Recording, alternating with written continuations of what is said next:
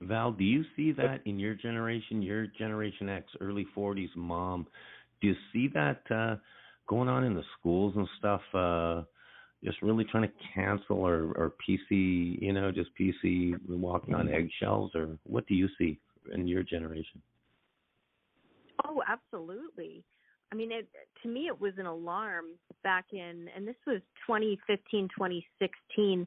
They referenced Alberta, Medicine Hat in particular. The school board called it a test tube area, and that's how they viewed us. So they were experimenting, as they called it. And there were reports where there were phone lines that were installed. They were called rat lines. So they were, telling the kids, if your mom or dad, does mean things or, maybe they don't accept you for who you are and who you think you are, you can call the government hotline. And it was a direct line to a government office.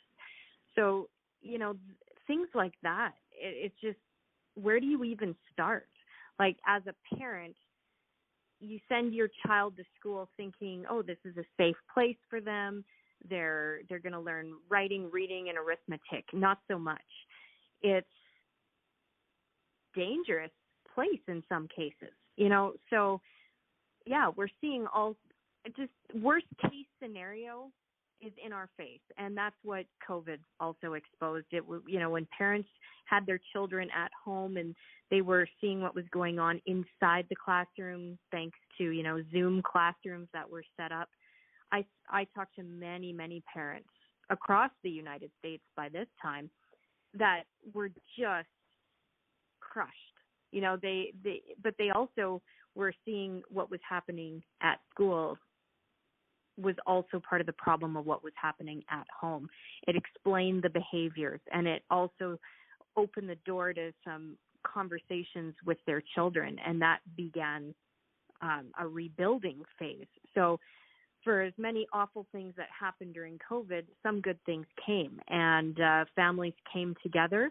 Many families shifted their children's education. Some, took on home education.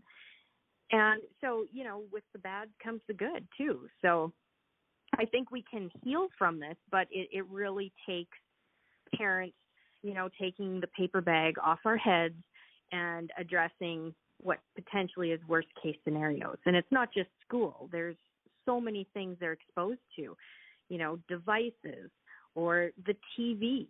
I mean, all of this stuff is just infiltrating them in their minds.